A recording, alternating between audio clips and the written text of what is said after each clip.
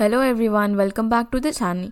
Guys, आज मैं आप लोगों के लिए एक न्यू चाइनीज़ ड्रामा एक्सप्लेन करने वाली हूँ जिसका नाम है ऑलवेज होम। एपिसोड की शुरुआत होती है जेन्युइन नाम की एक लड़की से, जो कि अपनी मॉम के साथ चाइना की सिसुआन कंट्री साइड विलेज से टियान हाई सिटी में रहने के लिए आई थी, क्योंकि उसकी माँ का ट्रांसफ़र हो गया था जो कि हॉस्पिटल में काम करती थी। वहाँ पर लेन की एक पुरानी फ्रेंड यिफान ने उनके रहने का पूरा इंतज़ाम कर दिया था। उन्होंने अपने घर के सामने वाला घर उनको रेंट पर दिलवा दिया था और वहाँ पर पहुँचने के बाद यिफान उनका वेलकम करके उनको उनका घर दिखा देती है। जिसके बाद लिन यिफान के साथ हॉस्पिटल जाती है अपने आने की खबर देने के लिए, और वो चैन को थोड़ा सा सामान लेकर अपने घर जाने को बोलती है। चैन जब घर की तरफ देखती है तो वहाँ पर उनका ट्रक ड्राइवर उनके घर का सामान पहुँचा रहा था। तभी एक बर्ड चैन के ऊपर कूप करके उड़ जाती है। उसी वक्त जियांग शीची नाम का एक लड़का उसके सामने आ जाता है, जो कि उसके सर पर लगे हुए बर्ड पूप के बारे में उसे बताता है। अब चैन वैसे थोड़ी इंट्रोवर्ट लड़की थी, ऊपर से उसके सामने एक लड़के को देखकर वो और भी ज़्यादा नर्वस फील कर रही थी। तभी जियांग अपना रुमाल उसे दे देता है और खुद को उसका नेबर बताकर वहाँ से चला जाता है। अगले दिन चैन अब पहली बार अपनी न्यू स्कूल में जाती है।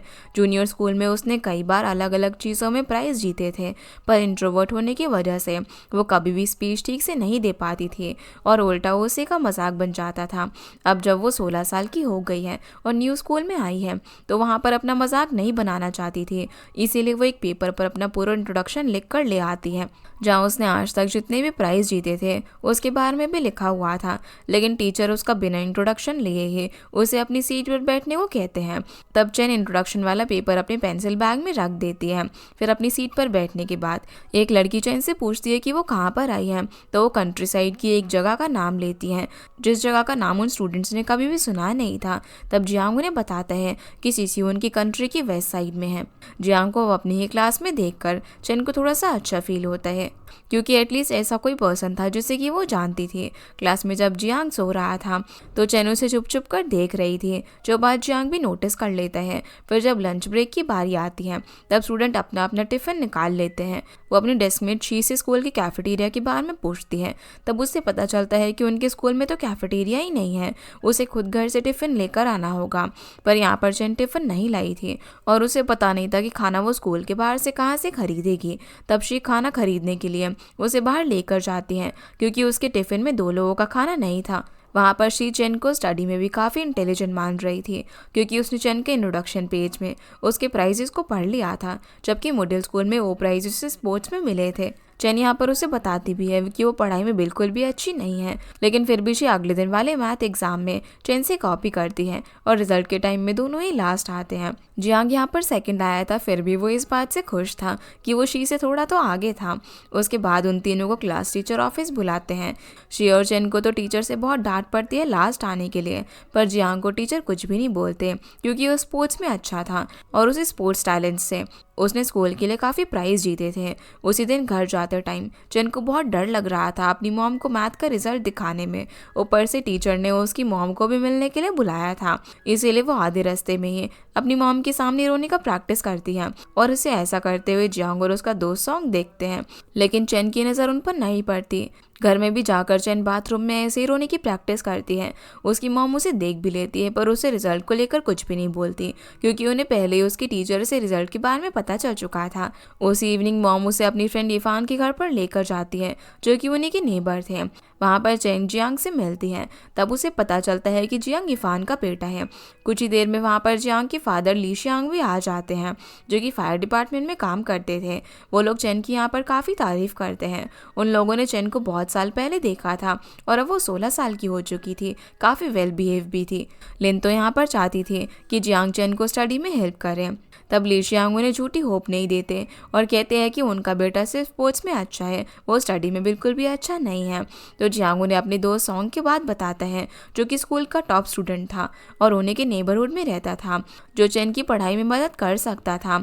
लिन भी इस बात से खुश थी। वो चैन को जल्दी सॉन्ग से दोस्ती करने के लिए बोलती है।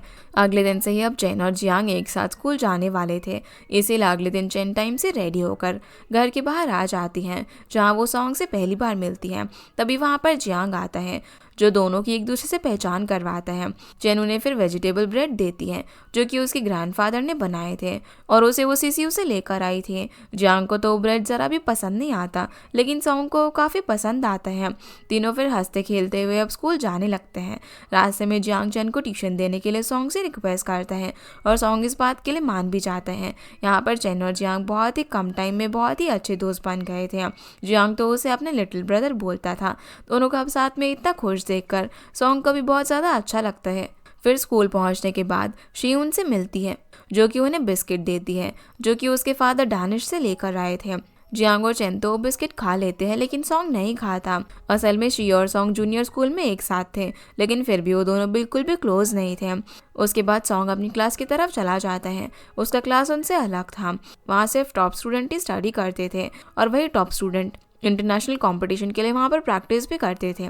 अब स्कूल ख़त्म होने के बाद सॉन्ग जियांग को ट्यूशन पर चलने के लिए बुलाता है, लेकिन उसको तो इंटरनेट कैफ़े में गेम खेलना था। इसीलिए वो सॉन्ग से रिक्वेस्ट करता है कि वो चेन को अकेले ही ट्यूशन दे दे। सॉन्ग भी इस बात के लिए मान जाता है और चेन से मिलकर उसे अपने घर पर लेकर आता है, जहाँ पर सॉन्ग स्टडी में उसकी हेल्प करता है।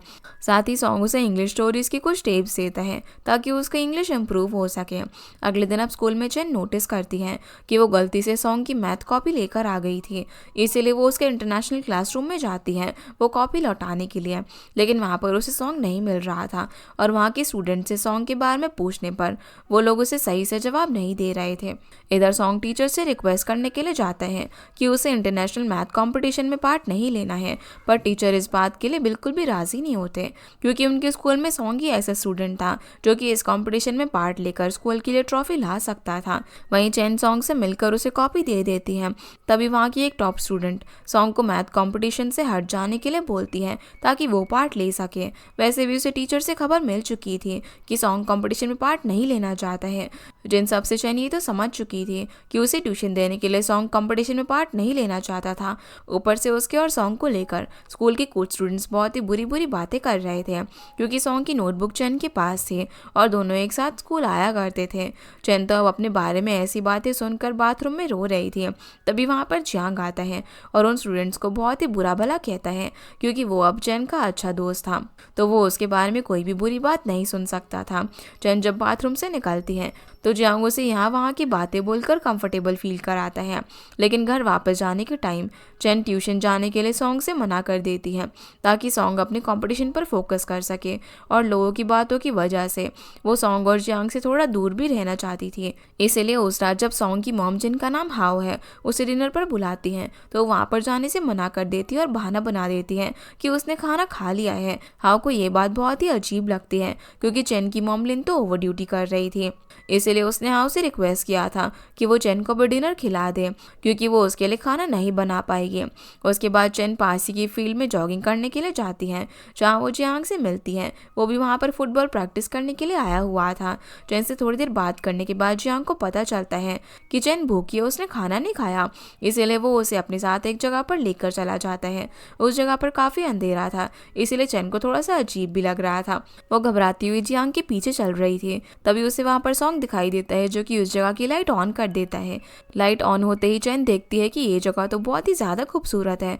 वहाँ पर एक सिटिंग एरिया भी था और ये जगह उनके घर के पीछे मौजूद थी। जियांग चेन को उनके एक पपी डॉग से मिलवाता है, जिसका नाम उन लोगों ने शाउदी रखा था।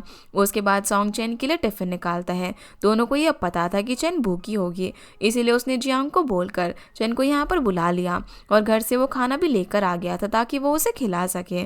जियांग फिर चेन को वहाँ पर बिना फिक्र के बैठकर खाने के लिए बोलता है। उसके मुताबिक वो जगह उनकी सीक्रेट लोकेशन है, उनके अलावा वहाँ पर कोई भी नहीं आ सकता। बस यही बोलने की देरी थी कि उनके सीक्रेट बेस के नीचे मौजूद रोड से सॉन्ग की मॉम हाओ से आवाज़ लगाती है। उन्हें भी पता था कि उनका बेटा अपने दोस्तों के लिए खाना लेकर वहाँ पर आया है, इसीलिए वो घर से और खाना उनके लिए पहुँचाने के लिए आई थी। तभी चेन को याद आता है कि कल वो भी उस रोड में खड़े होकर रोने की प्रैक्टिस कर रही थी, और तब जाकर उसे पता चलता है कि उस दिन दोनों लड़के उसे देखकर हंस रहे थे। ये बात जानकर वो थोड़ी एम्बैरेस फील कर रही थी।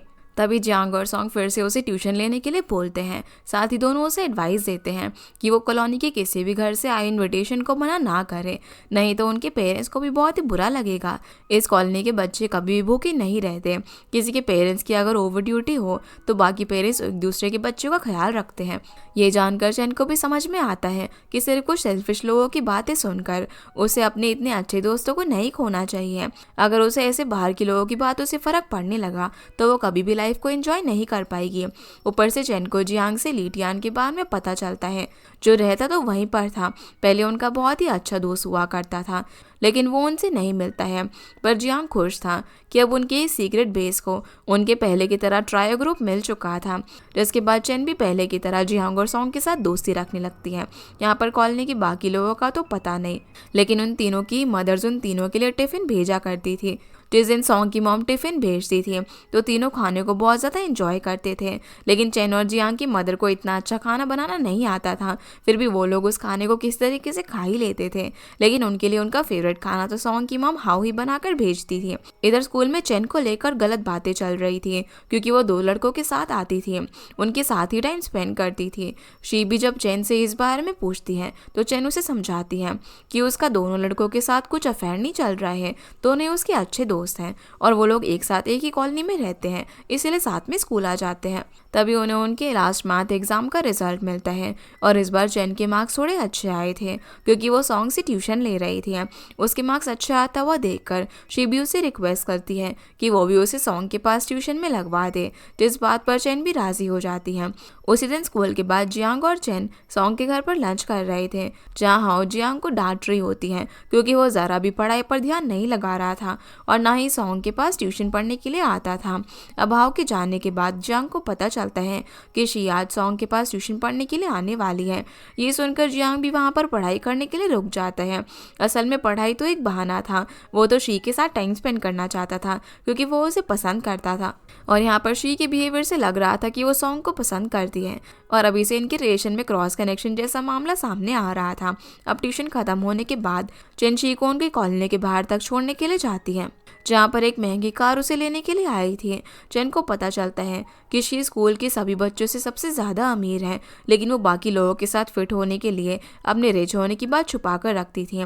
अपनी कार को भी वो स्कूल से थोड़ी दूर पर ही रोककर पैदल ही स्कूल आया करती थी। अगले दिन अब जब वो शी के साथ स्ट्रीट फूड खाने के लिए जाती हैं तो उसके रिच होने के बारे में पूछती है, लेकिन चैन उसे प्रॉमिस करती है कि वो ये बात किसी को भी नहीं बताएगी। तब शी उसके सामने अपनी फीलिंग्स एक्सप्रेस करती है कि उसे बहुत मन करता है अपने दोस्तों के साथ घर से स्कूल तक पैदल आने का, एक दूसरे के घर में टाइम स्पेंड करने का, लेकिन रिच होने के कारण उसे ना ही चैन जैसी लाइफ मिल सकती है और ना ही पेरेंट्स का टाइम। कभी कभी वो बहुत ही अकेला फील करती है, लेकिन चैन के मुताबिक पहले वो भी अकेला फील करती थी। उसके दोनों पेरेंट्स ही जॉब के लिए बिजी रहते हैं, पर अब जब से वो इस न्यू कॉलोनी में आई है उसके पास जियांग और सॉन्ग जैसे तो बहुत ही अच्छे दोस्त हैं, जिनकी वजह से उसे कभी भी अकेला फील नहीं होता। अब घर जाने से पहले शी चैन को एक बहुत ही इम्प्रेसिव शैम्पू बॉटल देती है, क्योंकि चैन को उसके हेयर की स्मेल बहुत ही पसंद थी और बेस्ट फ्रेंड के बीच तो गिफ्ट एक्सचेंज होता ही रहता है। फिर घर आते टाइम चैन को रास्ते में जियांग नजर आता है, जो कि ट्रेडिशनल मेडिसिन क्लिनिक में आया हुआ था। ये बात चैन को थोड़ा सा अजीब लगती है, क्योंकि वो तो इस टाइम अपने फुटबॉल प्रैक्टिस में होता था। घर पहुंचने के बाद चैन को अपनी मॉम लिन से पता चलता है कि लीटियान की माँ ने उन्हें पार्टी में इनविटेशन दिया है, क्योंकि इस बार उसने स्कूल में टॉप किया था।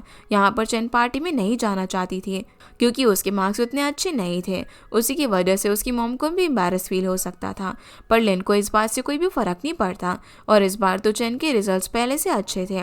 अगली बार ज़्यादा अच्छे हुए तो वो चैन के लिए भी पार्टी रखेंगे। उसके बाद दोनों ही लीटियान के घर पार्टी पर जाते हैं, जहाँ पर जियांग और सॉन्ग की मॉम भी मौजूद थी। यहाँ लीटियान की मॉम का काफ़ी एरोगेंट बिहेवियर था। वो बातों ही बातों में दूसरे के बच्चों को और उनके हस्बैंड को नीचा दिखा रही थी और लीडियन अपने हस्बैंड की तारीफ किए जा रही थी, क्योंकि उसका हस्बैंड उस कॉलोनी का हेड डॉक्टर था और बाकी सभी उसी हॉस्पिटल में छोटे छोटे जॉब करते थे।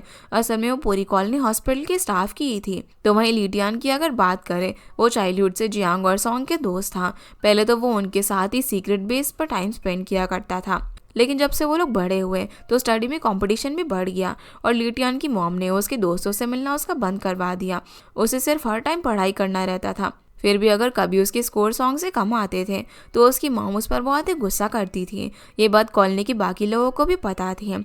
लिन हाओ और येफान के लिए तो लीटियान की मॉम एक अच्छा गॉसिप थी। अब वैसे लीडियन स्टडीज़ में अच्छा तो हो गया था, उसने काफ़ी सारे प्राइज़ भी जीते थे, लेकिन अब उसके पास कोई भी दोस्त नहीं था, इसीलिए वो काफ़ी अकेला फील करता था। जब चैन उससे बात करने के लिए जाती है तो वो चैन से भी अच्छे से बात नहीं करता और उसे दोस्ती पर नहीं बल्कि पढ़ाई पर फोकस करने की एडवाइस देता है।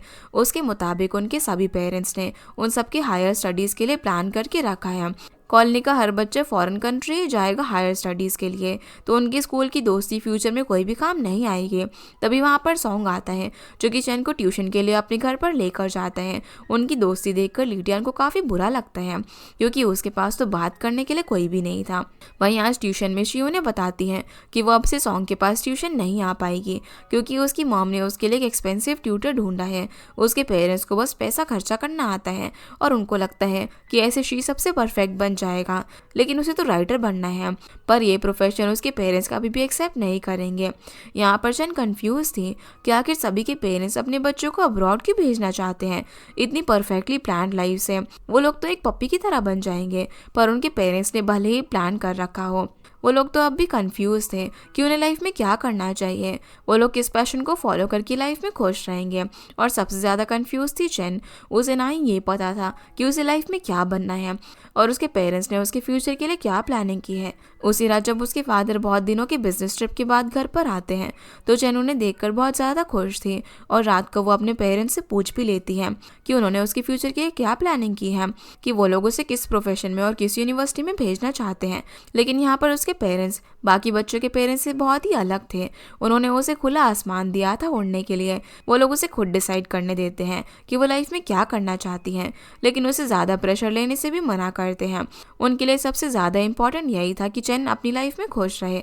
अगले दिन अब सॉन्ग स्कूल में अपनी टीचर से क्लासरूम चेंज करने की बात करता है। उसने मैथ कंपटीशन में पार्ट भी नहीं लिया था क्योंकि उसे नॉर्मल स्टूडेंट की तरह लाइफ जीनी थी, उनके साथ बैठकर स्टडी करनी थी। टॉप स्टूडेंट वाली क्लासरूम में वो बहुत ही अकेला फील करता था और उसे अपने दोस्तों के साथ एक ऑर्डिनरी लाइफ चाहिए। इधर जियांग और सॉन्ग दोनों ही फुटबॉल ग्राउंड में बात कर रहे थे, जहाँ दोनों की बातों से हमें पता चलता है कि सॉन्ग वो लाइफ नहीं चाहता जो कि उसके पेरेंट्स ने उसके लिए प्लान की थी।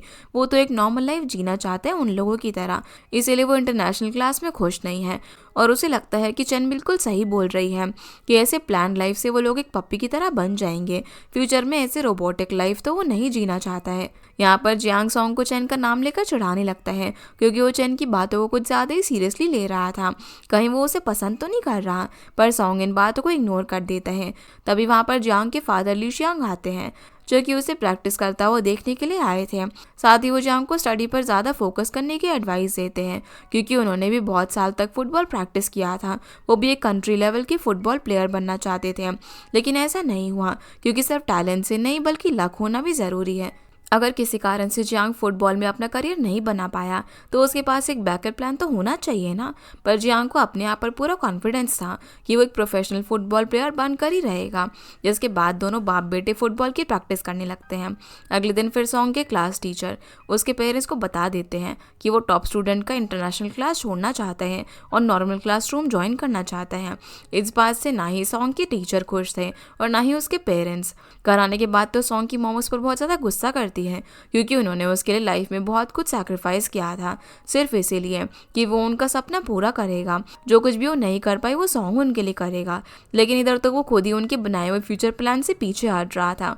ऊपर से सॉन्ग ने उन्हें ये बात बताना भी ज़रूरी नहीं समझा, पर सॉन्ग के मुताबिक उसे वो फ्यूचर नहीं चाहिए जो कि उन लोगों ने उसके लिए प्लान किया था। वो अब बड़ा हो चुका है, उसे पता है कि उसके लिए क्या सही है और क्या गलत है और वो बाकी लोगों की तरह एक नॉर्मल स्टूडेंट की लाइफ जीना चाहता है। अच्छा रिजल्ट तो वो नॉर्मल क्लास में भी पढ़कर लेकर आ सकता है, लोकल यूनिवर्सिटी में भी रहकर वो उनको प्राउड फील करवा सकता है।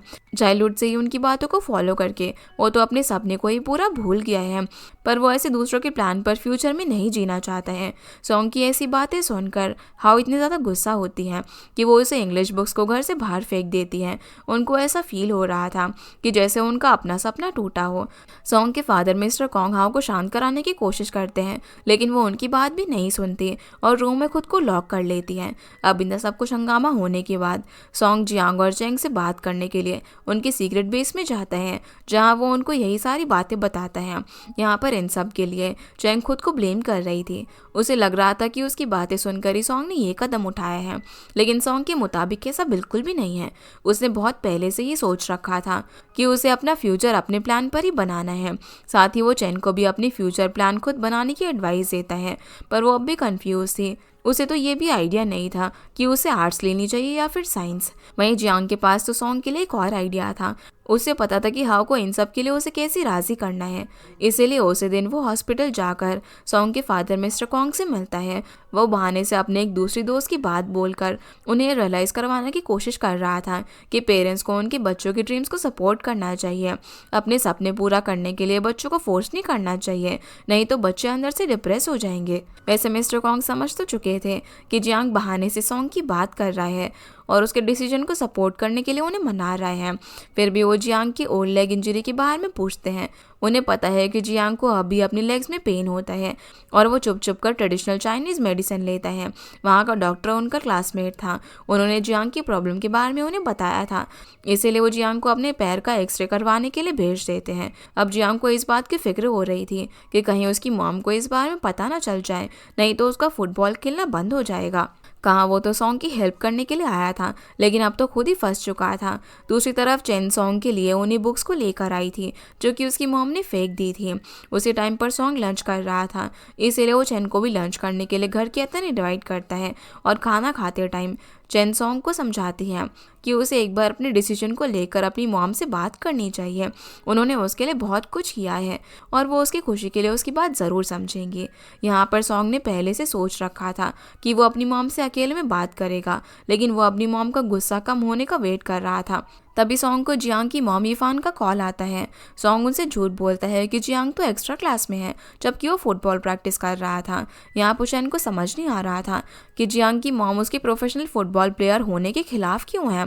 तब सॉन्ग उसे बताता है कि कुछ साल पहले जियांग को लेग इंजरी हुई थी और शायद अब उसे उसी में पेन होता है। अगर वो प्रोफेशनल फुटबॉल प्लेयर बना तो उसे बहुत ज़्यादा प्रैक्टिस करनी पड़ेगी और यीफान ये नहीं चाहती कि उसका बेटा किसी भी तकलीफ से गुजरे, इसीलिए वो उसके फुटबॉल खेलने के खिलाफ है। पर जियांग इस मामले में किसी की भी बात नहीं सुनता। वो उन लोगों से बहुत ही आगे है। उसे पता है कि उसका सपना क्या है। वो यहाँ तक कहता है कि जिस चीज़ से प्यार करो सिर्फ उसी का हक है तुम्हें तकलीफ देने का, इसीलिए वो अपने पेन को भी इंजॉय करता है। ये सब सुनकर चेंग को बहुत ज़्यादा गिल्टी फील हो रहा था, क्योंकि सिर्फ उसी के पास कोई भी फ्यूचर प्लान नहीं था। तब सॉन्ग उसे एक टैलेंट कोर्स ज्वाइन करने के लिए बोलता है ताकि वो अपने टैलेंट को जान पाए। इधर हॉस्पिटल कैंटीन में हाउ यीफान और लिन के हस्बैंड हुआन को सॉन्ग के बारे में बता रही थी। एक टाइम पर उसने सॉन्ग के लिए अपनी जॉब तक छोड़ दी थी ताकि वो उसे अच्छी लाइफ दे पाए, उसे अच्छे से पढ़ा सके। उसने सॉन्ग के लिए अपनी पूरी लाइफ सैक्रिफाइस कर दी थी और अब सॉन्ग है कि वो उनके सपनों को ऐसे तोड़ रहा है। लोगों को इंटरनेशनल क्लास में सीट नहीं मिलता, लेकिन उसे इतनी मेहनत करने के बाद जब वो सीट मिली है तो वो उसे अब छोड़ना चाहता है। उसके फादर तो हमेशा से ही अपने काम में बिजी थे, उन्होंने कभी भी सॉन्ग पर ध्यान ही नहीं दिया, तो उन्हें कैसे पता होगा कि आज वो कैसा फील कर रही है। तभी वहाँ पर लीटियान की माँ आती है जो कि इनडायरेक्टली हाउ की इंसल्ट कर रही थी। वो सोचती है कि सॉन्ग इंटरनेशनल क्लास की पढ़ाई हैंडल नहीं कर पा रहा होगा, इसीलिए वो क्लास छोड़ना चाहता है। तब हाउ उल्टा उन्हीं की इंसल्ट करके बोलती है कि लीटियान तो इंटरनेशनल क्लास के एग्जाम में फेल हो गया था, उसे तो सीट तक नहीं मिली वहाँ पर। उसके बेटे सॉन्ग को कम से कम सीट तो मिली थी और अभी वो रेगुलर क्लास में लीटियान से ज़्यादा स्कोर ही करेगा। वो उसकी तरह अपने बच्चे को पढ़ाई के लिए ऐसे टॉर्चर नहीं करती है और वो अपने बेटे के हर डिसीजन में उसे सपोर्ट करेगी।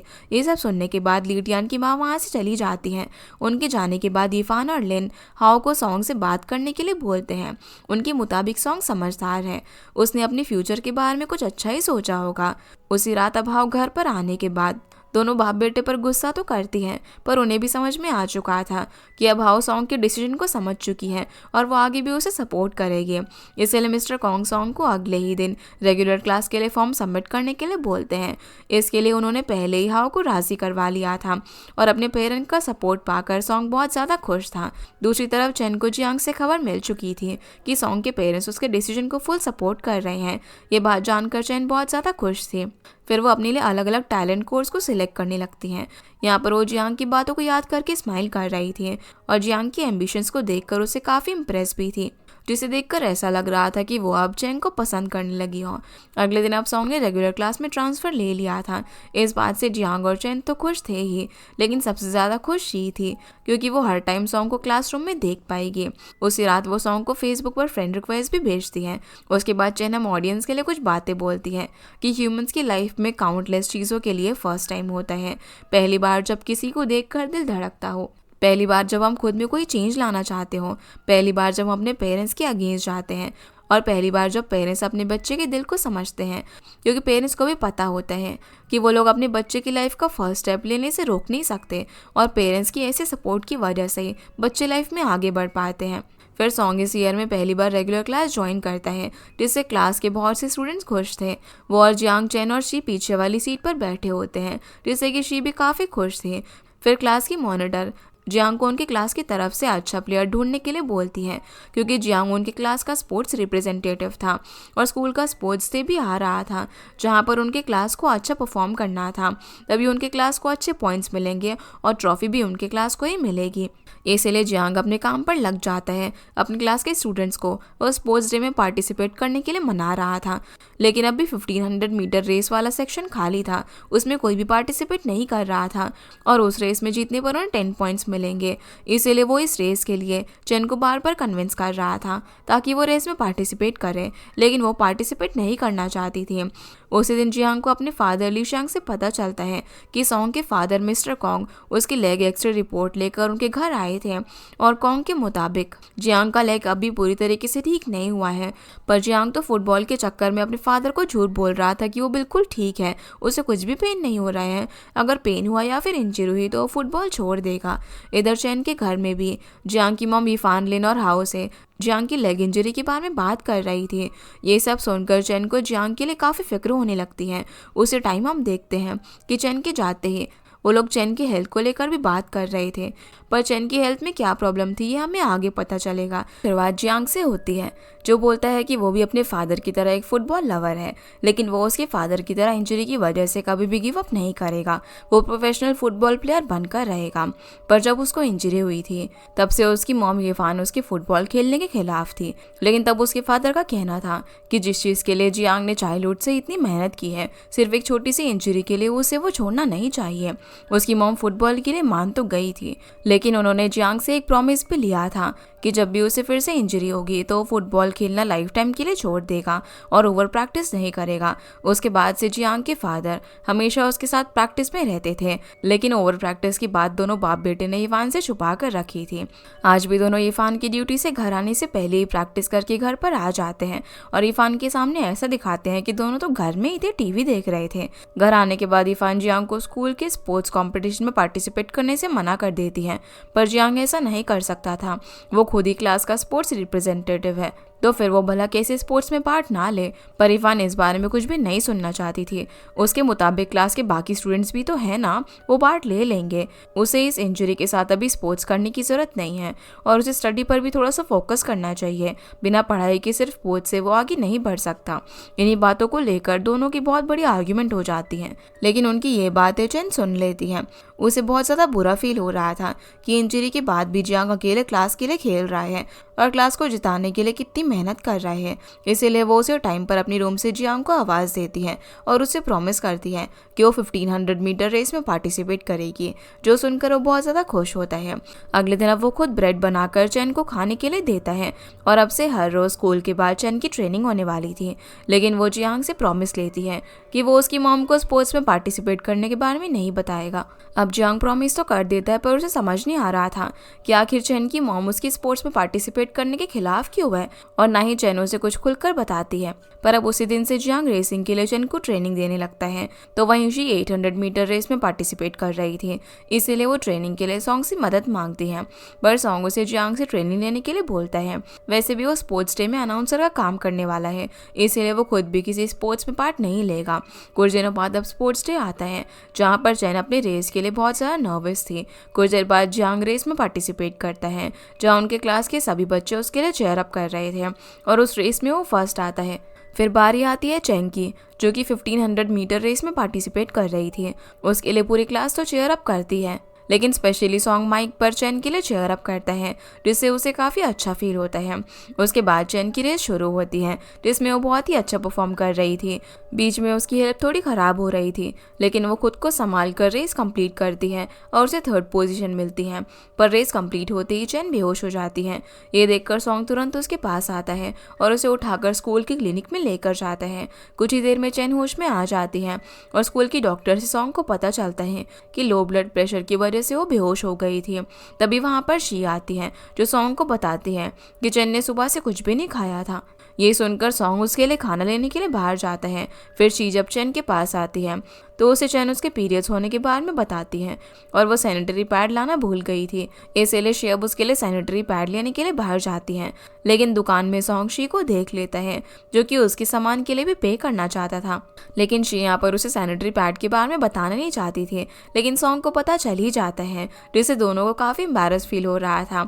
इधर जियांग अपनी रेस खत्म करके चेन के पास आता है। वो उस वक्त रेस में था, इसलिए उसे तब चेन के बेहोश होने के बारे में पता नहीं चला और उसे अपने स्कोर को लेकर भी कोई फिक्र नहीं थी। उसे तो सिर्फ चेन की फिक्र हो रही थी। तभी वहाँ पर शी, सॉन्ग और उनकी एक क्लासमेट आती है, जिससे उन्हें पता चलता है कि उनकी क्लास को सबसे ज़्यादा पॉइंट्स मिले हैं और उनकी क्लास चैंपियन कैटेगरी में आ चुकी है। साथ ही चेन और जियांग को उनके स्पोर्ट्स में जीतने पर प्राइज़ भी मिलेगा। ये जानकर वो दोनों ही बहुत ज़्यादा खुश थे। उनको जल्दी ही ग्राउंड पर प्राइज़ लेने के लिए जाना था, पर चेन को ड्रिप लगी हुई थी और डॉक्टर वहाँ पर नहीं थे, तो जियांग खुद ही उसका नीडल निकाल लेता है और सभी लोग खुशी खुशी ग्राउंड पर जाते हैं प्राइज़ लेने के लिए। बाकी क्लास के स्टूडेंट्स हार कर गुस्से में उनकी क्लास की इंसल्ट कर रहे थे और सबसे ज़्यादा जियांग और चेन के बारे में बुरा भला कह रहे थे। तब उनकी क्लास भी मिलकर जियांग और चेन को डिफेंड करती है और बाकी क्लासेस को इंसर्ट करती है। इस मामले में चुप रहने वाली शी और हर टाइम पढ़ाई करने वाला लीडियान भी पीछे नहीं रहते। वो दोनों भी अपने क्लासमेट को डिफेंड करने के लिए खड़े थे। उसके बाद जियांग, चेन और सॉन्ग हॉस्पिटल जाते हैं, जहाँ पर उनके पेरेंट्स काम करते थे। क्योंकि आज चेन की मॉम लिन उन्हें लंच पर लेकर जाने वाली थी, इसीलिए वो लोग वहाँ पर आए थे। कुछ देर बाद लिन उनके पास आती है, जो चेन के हाथ में नीडल का मार्क देखकर समझ जाती है कि उसकी हेल्थ खराब हो गई थी और चेन का सर्टिफिकेशन देखकर वो समझ जाती है कि उनके मना करने के बावजूद भी उसने स्पोर्ट्स में पार्टिसिपेट किया था। ऊपर से उन्हें ये भी पता चल जाता है कि इंजरी के बाद भी जियांग ने भी स्पोर्ट्स में पार्टिसिपेट किया था। ये सब जानकर उनको काफ़ी गुस्सा आता है। वो वहाँ से चली जाती है। चेन फिर लिन को समझा रही थी कि उसे कुछ नहीं हुआ है, वो बिल्कुल ठीक है, लेकिन उसकी मॉम बिल्कुल भी शांत नहीं होती है। लिन के गुस्से से दोनों लड़के समझ चुके थे कि चेन को कोई तो हेल्थ इश्यू है। लिन कभी भी छोटी बात पर ओवर रिएक्ट नहीं करती। अगर उन्हें इतना गुस्सा आ रहा है तो ज़रूर चेन की हेल्थ इश्यू का मामला सीरियस है। इसलिए रात को दोनों ही अपने पेरेंट्स से चेन को क्या हेल्थ इश्यू है इस बारे में पूछते हैं, लेकिन दोनों के पेरेंट्स उन्हें खुलकर कुछ भी नहीं बताते, बस चेन की ज़्यादा केयर करने को बोलते हैं और इस बारे में उसके पेरेंट्स से बात करने के लिए मना करते हैं। इधर चेन अपने सर में एक स्ट्रेच मार्क्स नोटिस करती है। ये मार्क चाइल्डहुड से उसके सर पर था, लेकिन उसे कोई भी आइडिया नहीं था कि ये मार्क उसके सर में कैसे आया।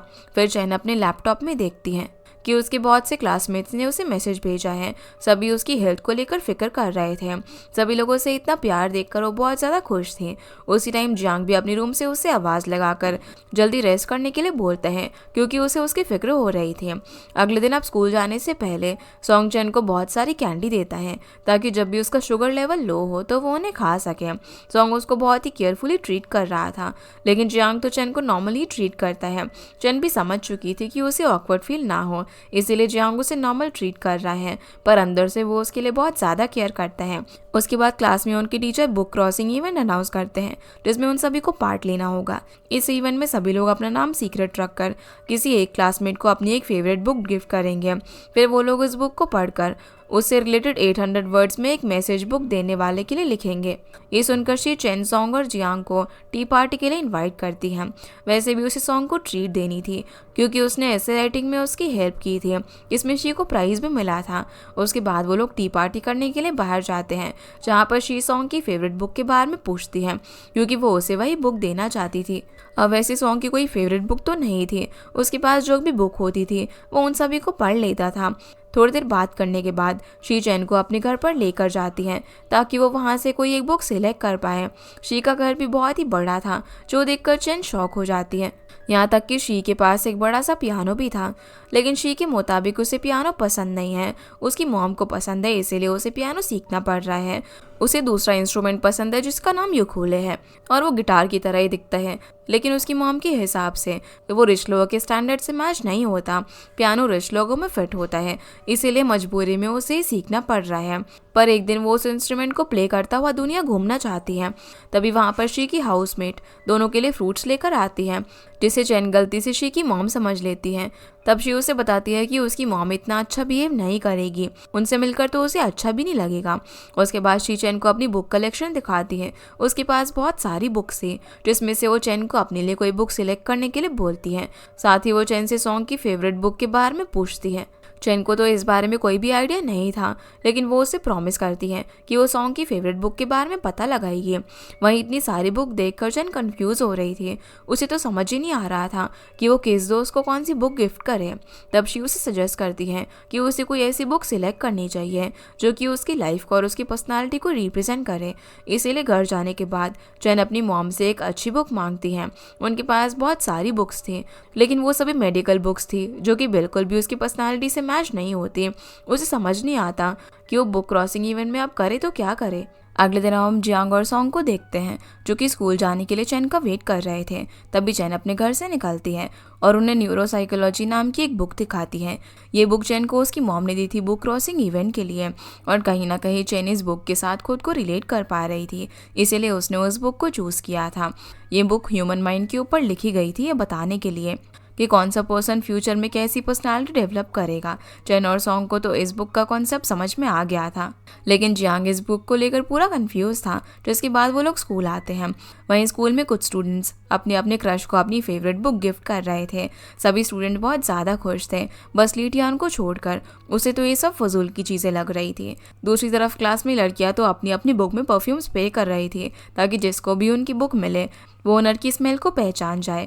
उनकी ये हरकत देखकर शी भी अपनी बुक में परफ्यूम स्प्रे करती है, और सॉन्ग को छोड़कर जियांग, चैन और शी कलर पेपर से अपनी अपनी बुक को डेकोरेट करते हैं। फिर सब लोग लाइब्रेरी में अपनी बुक रखने के लिए जाते हैं, जहाँ पर जियांग शी को पसंद करता था, इसीलिए वो उसकी बुक उठा लेता है। और क्लास मॉनिटर सिंजी जियांग को लाइक करती थी, इसीलिए वो जियांग की बुक उठा लेती है।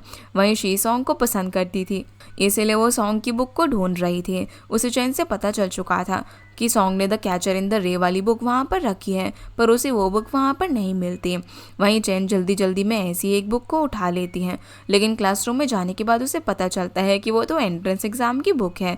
उसे बहुत ज़्यादा गुस्सा आता है कि सबकी बुक में से उसे ही क्यों सबसे बोरिंग बुक मिली है। फिर भी वो उस बुक के ओनर के लिए एक मैसेज लिखने का सोचती है। यहाँ पर लिटियान तो उसे ताना मार रहा था ये कहकर कि वो स्टडी में कमज़ोर है, इसलिए उसे तो परफेक्ट बुक मिली है। उसी टाइम शी नोटिस कर लेती है कि सिंजी को सॉन्ग वाली बुक मिली है, और उस बुक को पढ़कर वो बहुत ज़्यादा स्माइल कर रही थी। ये देखकर शी को बहुत ज़्यादा गुस्सा आता है। उसे ऐसा फील हो रहा था जैसे कि उसकी कोई फेवरेट ड्रेस शॉप में हो, लेकिन उसके खरीदने से पहले किसी और ने उसे खरीद लिया हो। वैसे तो सिंजी जियांग को पसंद करती थी, क्लास में उसी को छुप छुप कर देखा करती थी, लेकिन शी को लग रहा था कि वो सॉन्ग को पसंद करती है। अब सॉन्ग की book the catcher in the रे जियांग ने लाइब्रेरी में क्यों रखा था, ये तो हमें आगे ही पता चलेगा। वहीं शी तो सॉन्ग को हर टाइम देखा करती थी, उसे पसंद करती थी, और जियांग को लगता था कि शी उसे ही छुप छुप कर देख रही है, क्योंकि जियांग सॉन्ग के साथ ही हर टाइम भी रहता था। अब 3 दिनों तक वो लोग जो भी बुक्स लेकर आए थे उन्हें पढ़ना था, और ओनर के लिए मैसेज लिखकर बुक वापस लाइब्रेरी में छोड़कर आनी थी।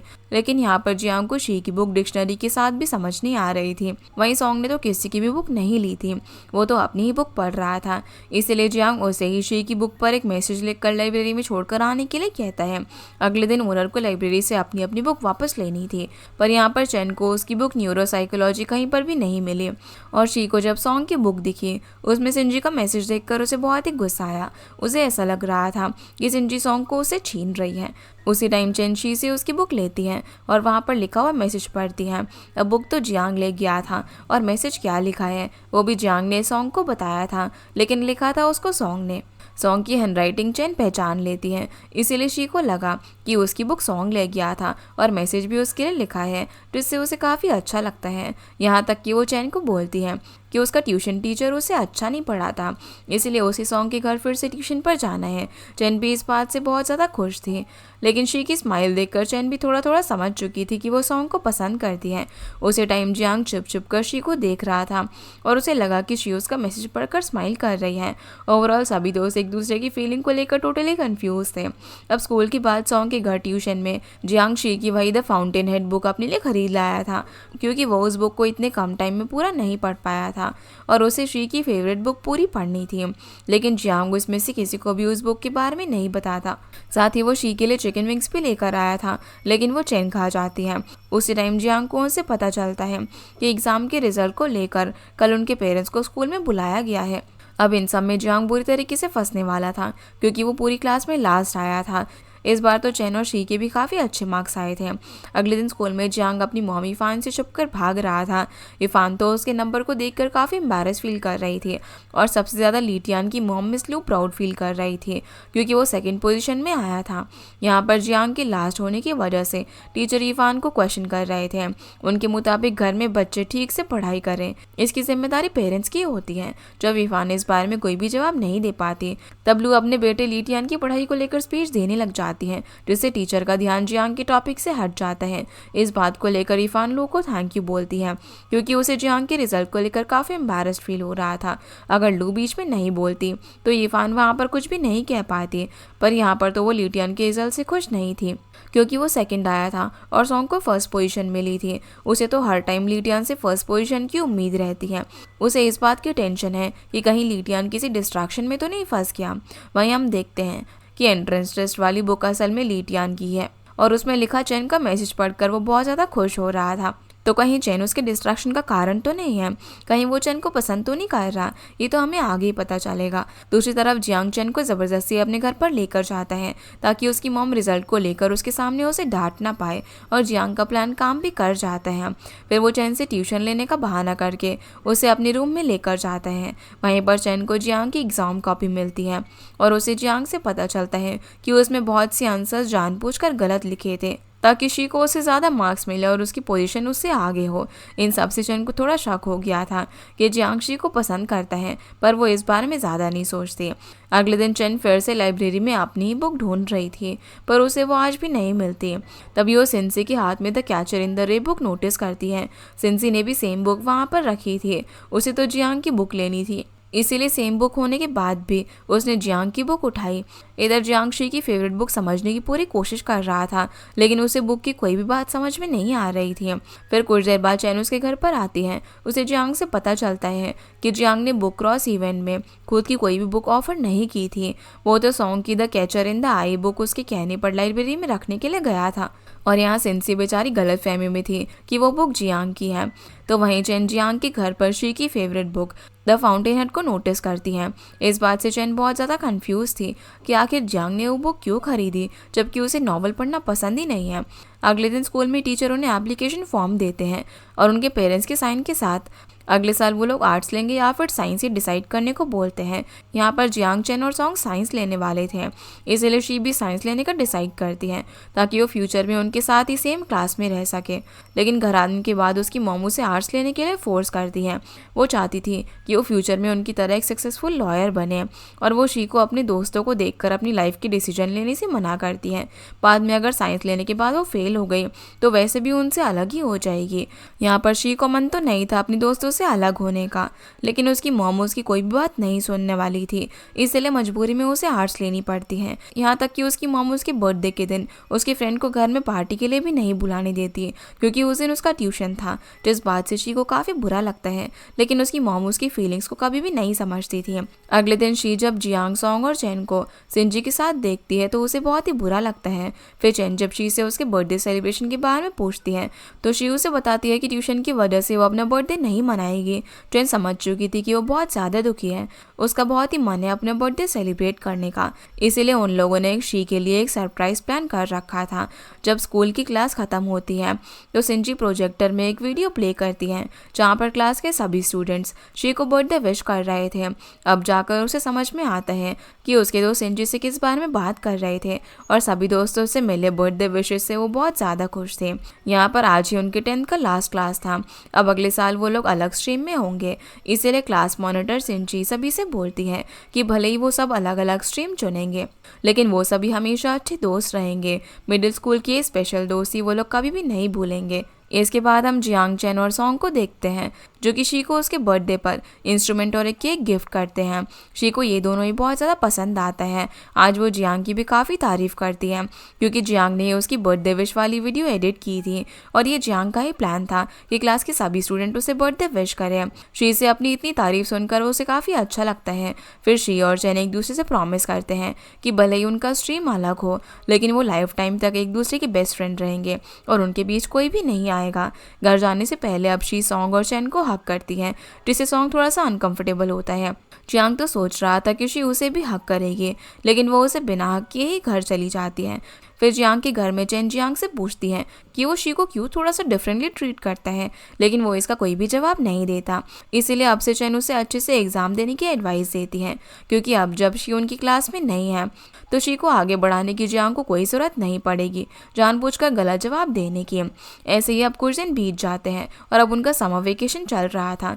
वेकेशन में स्कूल अथॉरिटीज़ उनके क्लास को ट्रिप पर ले जाने वाली थी, इसीलिए चेन शी को कॉल करके उसे भी ट्रिप पर आने के लिए कहती हैं, लेकिन शी इसके लिए मना कर देती है।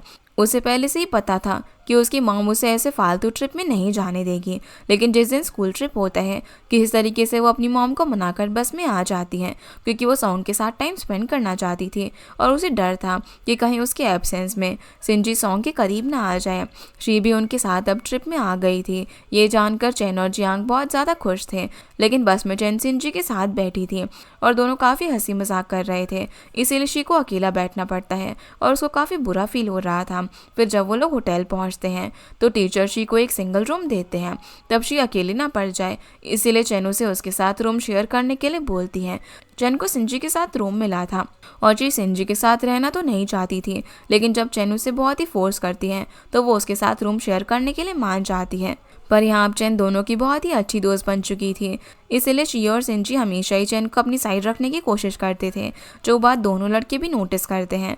कुछ देर बाद वो लोग बोटिंग करने एक लेक में जाते हैं, वहाँ पर कोई भी अकेला ना पड़ जाए, इस बात का सोचकर चैन सिंजी को सॉन्ग के साथ और जियांग को सिंजी के साथ बोटिंग करने के लिए भेज देती है और खुद अकेले बोटिंग करने लग जाती है। शी और सिंजी तो अपने क्रश के साथ बोटिंग करके बहुत ही ज़्यादा खुश थे, लेकिन यहाँ पर बोटिंग के दौरान चैन और जियांग के बीच कॉम्पिटिशन शुरू हो जाता है। इस बीच जियांग और चैन की बोट टकराने के कारण चैन पानी में गिर जाती है। लकीली सही टाइम पर जियांग उसे पानी से निकाल लेता है और चैन यहाँ पर बिल्कुल ठीक थी। उसके बाद वो लोग होटल आते हैं, जहाँ पर शी चैन को संजी के साथ रूम में भेज देती हैं और खुद चैन के लिए मेडिसिन लेने निकल जाती हैं। रास्ते में उसे जियांग मिलता है, जो उसके साथ अकेला टाइम स्पेंड करने के लिए उसके साथ मेडिसिन लेने के लिए जाना चाहता था, पर वो पहले उसे चैन से माफ़ी मांगने के लिए कहती हैं, क्योंकि उसी की वजह से चैन पानी में गिरी थी। जियांग भी उसकी बात मानकर चैन के पास जा ही रहा था कि तभी वो नोटिस करता है कि शी ने उसके साथ जाने से तो मना कर ही दिया था, पर वो सॉन्ग को मेडिसिन लाने के लिए उसके साथ चलने को बोल रही थी, जो बात जियांग को काफ़ी बुरी लगती है।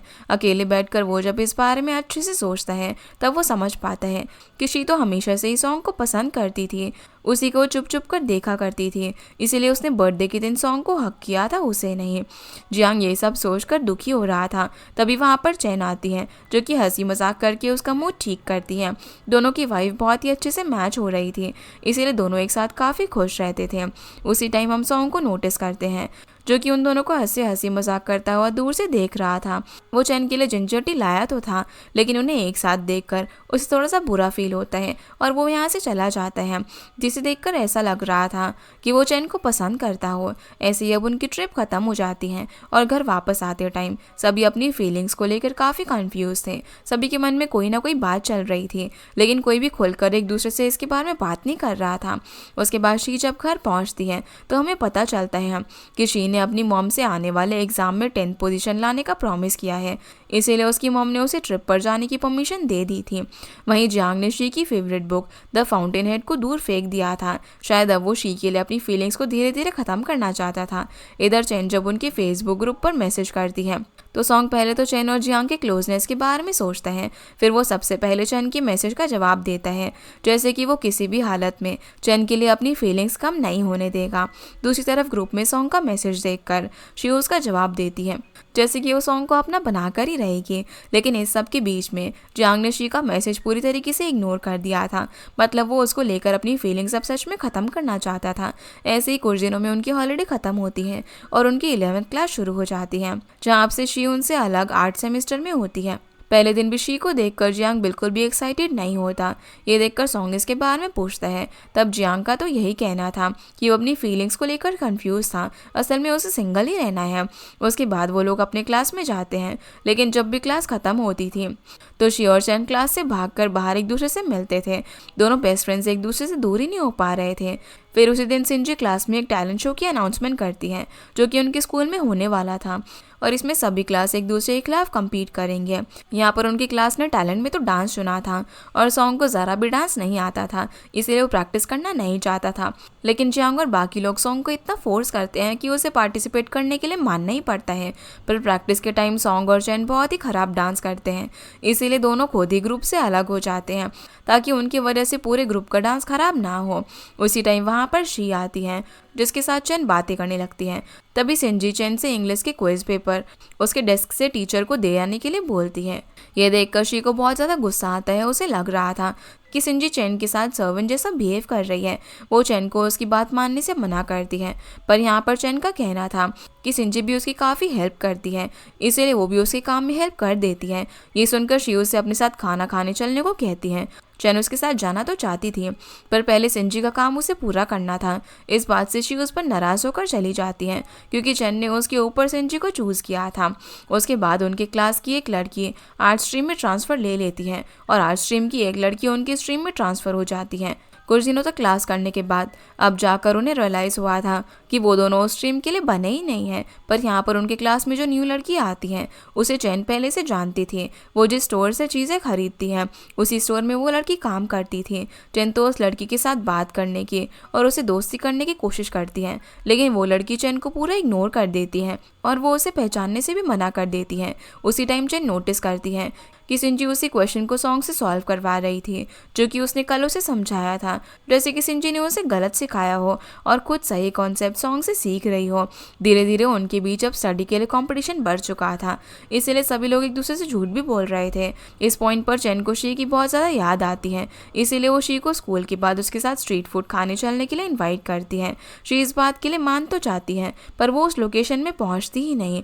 चैन अब वहाँ बहुत देर तक वेट करती है। उसकी फ़ोन की बैटरी भी ख़त्म हो चुकी थी, इसीलिए वो शी को कॉल भी नहीं कर पा रही थी। दूसरी तरफ जियांग और सॉन्ग चैन के लिए काफ़ी परेशान हो रहे थे, क्योंकि वो अब तक घर पर नहीं आई थी। ऊपर से उसकी फ़ोन की बैटरी भी डेड थी, इसीलिए उनके पेरेंट्स को पता लगने से पहले ही दोनों चैन को ढूंढने के लिए निकल जाते हैं। कुछ ही देर में उन्हें वो मिल जाती है, जिससे उनको पता चलता है कि शी उससे मिलने तक नहीं आई। वो अकेले इतनी देर से उसका वेट कर रही है। ये सब बातें करके तीनों अब घर पर वापस आ रहे थे कि तभी एक गली में कुछ गुंडे उन्हें रोककर उनसे पैसे मांगने लग जाते हैं। उनके पास नाइफ भी था, इसीलिए वो लोग बहुत डर चुके थे। ऊपर से उनके पास इतने पैसे भी नहीं थे जो कि वो उन गुंडों को दे पाए, इसीलिए मौका देखकर चैन एक गुंडे को लात मारती है और जियांग का हाथ पकड़कर वहाँ से भागती है। सॉन्ग भी उनके पीछे पीछे गुंडों से बचकर भागने लग जाता है। कुछ ही देर में वो लोग एक सेफ जगह पर पहुंच जाते हैं। इस दौरान चैंग के पैर में मोच आ गई थी, इसीलिए सॉन्ग उसके लिए मेडिसिन लेने के लिए चला जाता है। यहाँ पर सॉन्ग के जाते ही जियांग चैन पर गुस्सा करने लगता है, क्योंकि भागने के दौरान चैन ने इतना जोर से उसका हाथ पकड़ा था कि उसके नाखूनों से उसे खरोश लग गई थी। तब अचानक से चैन बोलती है कि वो उसे खोना नहीं चाहती, इस वजह से उसने उसका हाथ पकड़ लिया था। लेकिन इस बात से जियांग को अजीब ना लगे, इसीलिए वो टॉपिक चेंज करते हुए उसे बोलती है कि उसे डर था कि कहीं जियांग गुंडों से लड़ने ना चले जाए, इसीलिए वो उसका हाथ पकड़कर भाग रही थी। पर घर आने के बाद चैन भी कंफ्यूज थी कि आखिर उसने सॉन्ग और जियांग में सिर्फ जियांग का ही हाथ क्यों पकड़ा। क्या इसीलिए क्या वो उसे प्यार करने लगी है? शुरुआत शी को दिखाने से होती है, जिसे अपने क्लासमेट से खबर मिलती है कि कल रात जियांग, चैन और सॉन्ग पर गुंडों ने हमला किया था। पुलिस भी इस मामले में पूछताछ करने के लिए स्कूल आई थी। साथ ही एक क्लासमेट से उसे ये भी पता चलता है कि चैन कल बहुत टाइम तक स्ट्रीट फूड स्टॉल पर उसका वेट कर रही थी। ये सुनकर शी को बहुत ही बुरा लगता है। चैन वहाँ पर उसके लिए रुकी थी और वहाँ पर गई ही नहीं। इसीलिए वो तुरंत ही उससे मिलने के लिए साइंस बिल्डिंग की तरफ भागती है। इधर टीचर उन तीनों को रात को अकेले घूमने के लिए डांट रहे थे और उन्हें रात को इस तरीके से अकेले ना घूमने के लिए आखिरी बार वार्निंग देते हैं, नहीं वो अगली बार उनके पेरेंट्स को स्कूल में बुला लेंगे। इस बार वो उनकी बात मानकर उनके पेरेंट्स को इस बारे में इन्फॉर्म नहीं कर रहे हैं। फिर जब वो लोग अपने क्लासरूम की तरफ जा रहे होते हैं तो रास्ते में उन्हें सिंची मिल जाती है, जो कि उनके लिए बहुत ही परेशान थी। वो लोग बात करते हुए अपने क्लासरूम की तरफ जा ही रहे थे कि उन्हें दूर से शी दिखती है और अपने दोस्तों के साथ सिंची को हंसता हुआ देखकर उसे काफी बुरा लगता है, इसीलिए वो उनसे बात करने के लिए नहीं जाती। पर चैन को तो अब भी शी की फिक्र हो रही थी, वो उसे काफी मिस कर रही थी। उसे ऐसे फील हो रहा था कि आजकल शी उसे इग्नोर कर रही है। अपनी कंफ्यूजन को दूर करने के लिए वो अपनी न्यू बेंच में डूमान से पूछती है कि अगर कोई दोस्त हमसे दूर हो रहा हो तो इसका क्या कारण है। किसी कारण से अगर कोई दोस्त दूर चला जाए तो क्या दोस्ती टूट सकती है। पर यहाँ पर डूमान उसकी इन बातों को कोई भी जवाब नहीं देती। उसके मुताबिक वो यहाँ पर दोस्ती करने के लिए नहीं बल्कि पढ़ाई करने के लिए आई है और उसका गोल एक बड़े यूनिवर्सिटी में एडमिशन लेना है। यहाँ का कोई भी दोस्त बाद में उसके लिए काम नहीं आएगा। उसी टाइम सिंची डूमान को उनकी डांस टीम में प्रैक्टिस करने की रिक्वेस्ट करती है। बहुत रिक्वेस्ट करने पर भी डूमान उसके लिए नहीं मानती, उसे तो बस पढ़ाई करनी थी। तभी चैन सिंची को ही पार्टिसिपेट करने की एडवाइस देती है। उसके मुताबिक उसकी हाइट कंपटीशन के लिए परफेक्ट रहेगी, जिसके बाद सिंची भी इस बात के लिए मान जाती है।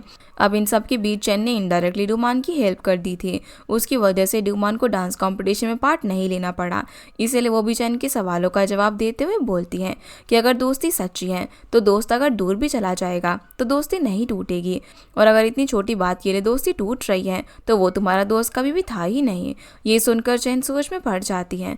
फिर जब उनका स्कूल खत्म होता है तब सिंची उन सभी को टी पार्टी करने के लिए इनवाइट करती हैं और इसके लिए वो लोग मान जाते हैं। लेकिन जाने से पहले चैन को मैसेज करके उसे भी पार्टी के लिए रेस्टोरेंट तक आने के लिए कहती है।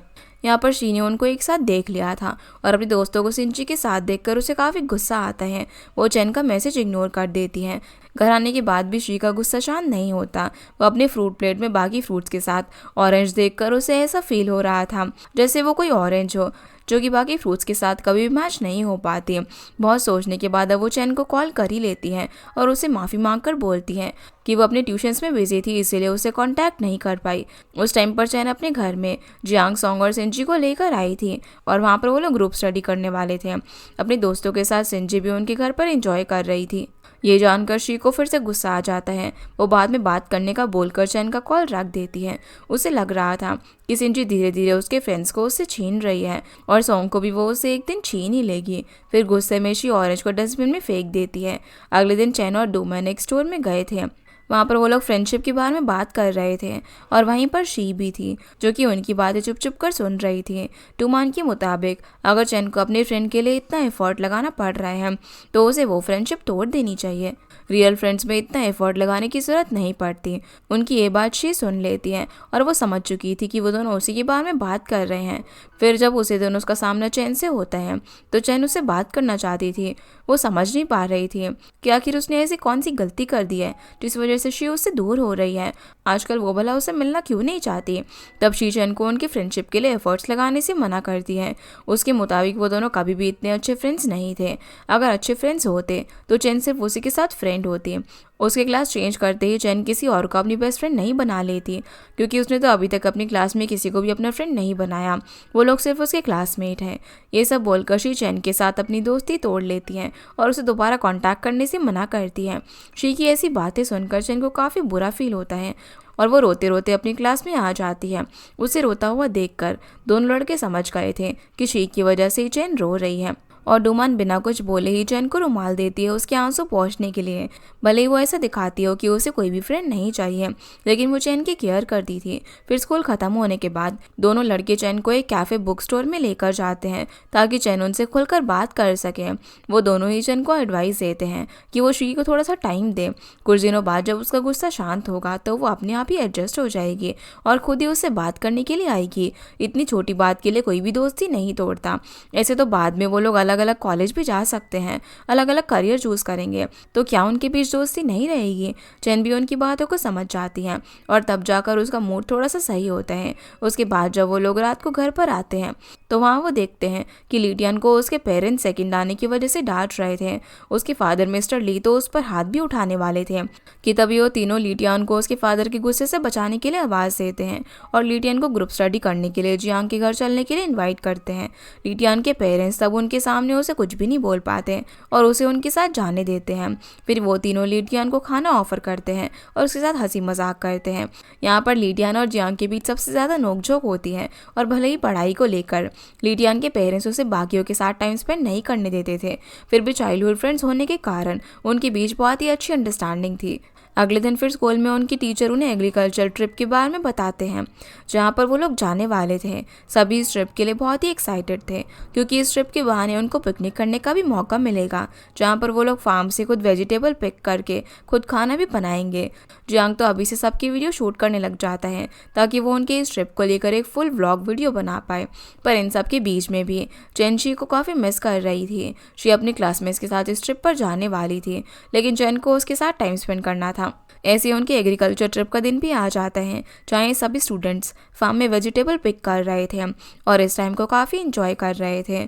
बस डोमानी एक ऐसी स्टूडेंट थी जो यहाँ पर आकर भी हर टाइम सिर्फ पढ़ाई कर रही थी। वहीं जिन को फार्मिंग के बारे में बहुत कुछ पता था क्योंकि पहले वो सीसीयू विलेज में अपने ग्रैंडफादर के साथ फार्मिंग किया करती थी और उसे ये सब बहुत ही अच्छा लगता है। फिर उन लोगों ने जो भी वेजिटेबल पिक किए थे उनको प्रिपेयर करके उसे खाना बनाने में लग जाते हैं। सॉन्ग तो यहाँ पर चिकन कट करने में लगा हुआ था और जैन उसकी स्किल देखकर इम्प्रेस थी। यहाँ पर टीचर ने स्टूडेंट्स को ग्रुप में डिवाइड कर दिया था और सभी ग्रुप अपना अपना खाना खुद बनाएंगे। तो वहीं उनके ग्रुप का खाना चैन बनाने वाली थी जिसमें सॉन्ग उसकी काफ़ी हेल्प भी करता है और उन दोनों को साथ में देखकर सिंजी जियांग और लीटियान से कहती हैं कि वो दोनों बहुत ही अच्छे कपल बनेंगे। लेकिन जियांग और लीटियान के मुताबिक चेन और सॉन्ग सिर्फ अच्छे दोस्त हैं, उनके बीच में ऐसा कुछ भी नहीं था। अब खाना हो जाने के बाद सिंजी उनके ग्रुप के साथ truth and dare game start करती है पर इस टाइम पर सॉन्ग की तबीयत थोड़ी सी खराब हो गई थी इसलिए वो टॉयलेट चला जाता है। अब सॉन्ग के बिना ही वो लोग गेम खेलते हैं और गेम के बहाने सिंजी जियांग और चेन से उनके क्रश का नाम पूछती है। दोनों ही इस मामले में किसी का भी नाम नहीं लेते। उसी टाइम सॉन्ग फिर से उनके पास आता है। बहुत तबीयत खराब होने की वजह से वो फिर से टॉयलेट चला जाता है। इस पॉइंट पर चेन रियलाइज करती है कि उसका बनाया हुआ खाना खाकर सॉन्ग की तबीयत खराब हो गई है। उसे थोड़ा बहुत मेडिसिन हर्ब्स के बारे में पता था इसलिए वो जियांग और सिंजी के साथ स्वीट पोटैटो का रूट लेने के लिए फार्म में जाती है क्योंकि स्वीट पोटैटो के रूट से पेट की बीमारी ठीक हो जाती थी। बहुत ढूंढने के बाद उन्हें वो चीज़ मिल भी जाती है और अब बस चैन उन रूट्स को बॉईल करके सॉन्ग को पिलाने वाली थी। जब वो लोग किचन की तरफ जा रहे थे तभी जियांग सॉन्ग के लिए हॉट वाटर बैग लेने के लिए चला जाता है।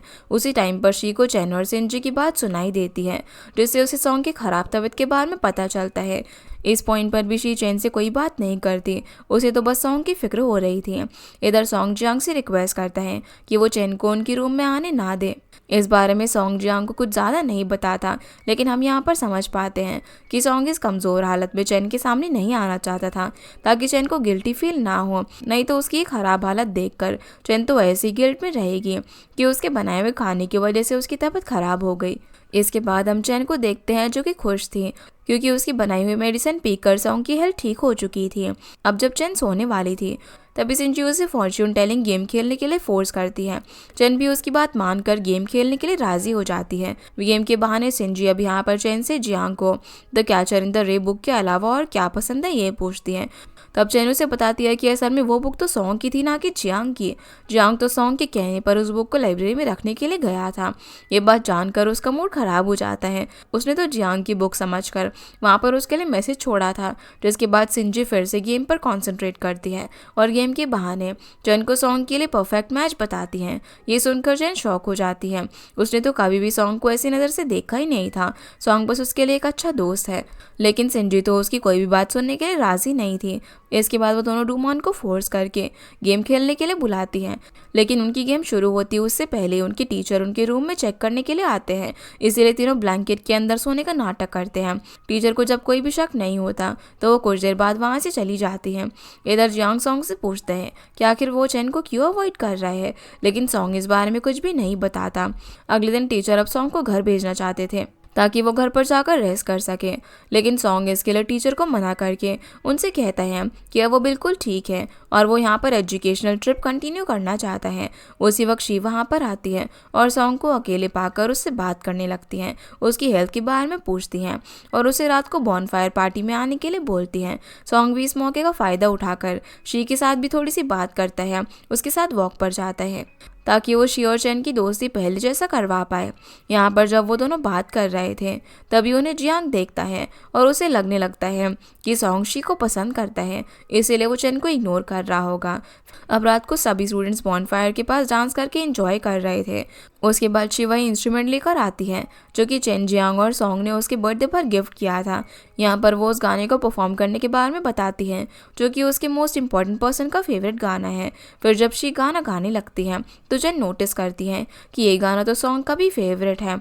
तब जाकर उसे समझ में आता है कि शी सॉन्ग को पसंद करती है और उसे ऐसा लगने लगता है कि वो सॉन्ग के क्लोज है, इसीलिए शी ने उससे नाराज़ होकर दोस्ती तोड़ दी है। इसीलिए शी के लिए चेन अब सॉन्ग से दूर रहने का डिसाइड करती है।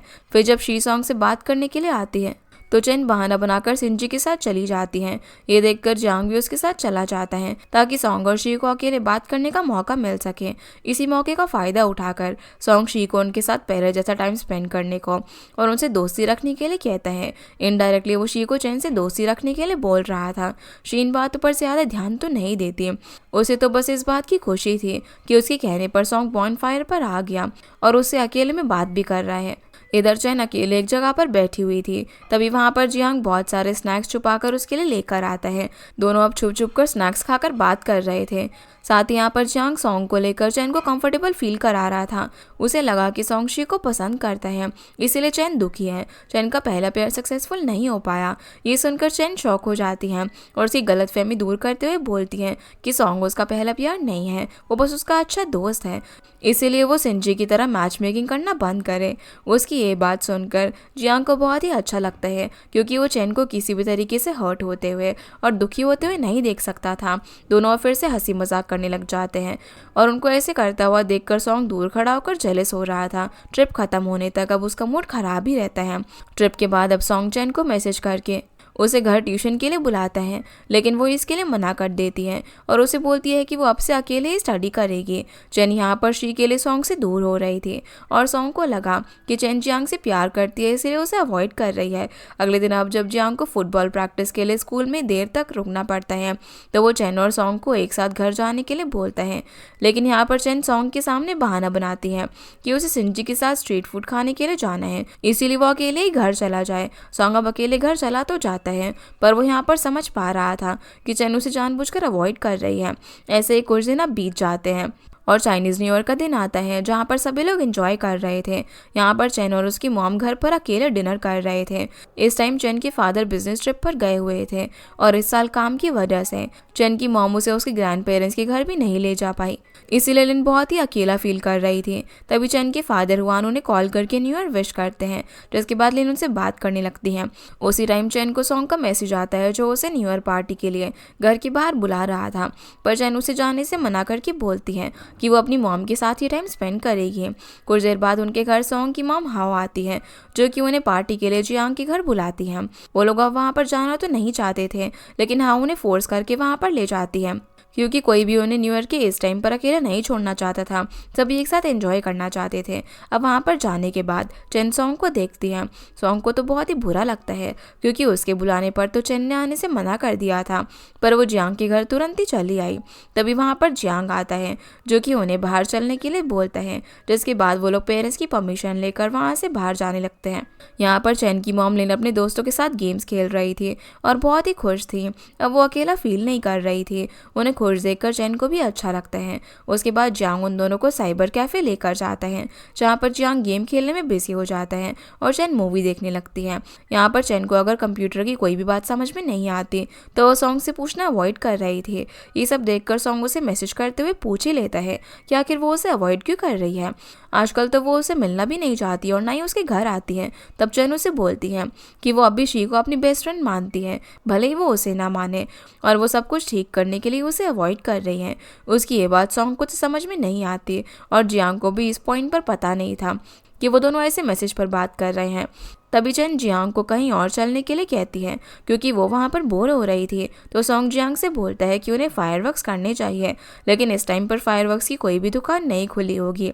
इसीलिए जियांग किसी को मैसेज करके फायरवर्क्स लाने के लिए कहता है, और ये और कोई नहीं बल्कि ली टियान था, जो कि अपनी फादर की कार से फायरवर्क्स का पूरा एक बॉक्स चोरी करके उनके लिए लेकर आ गया था और उन्हें दे देता है। वो लोग ली टियान को भी उनके साथ चलने के लिए बोलते हैं, लेकिन उसको ऐसा शोर शराबा पसंद नहीं था, इसीलिए वो उनके साथ नहीं चाहता।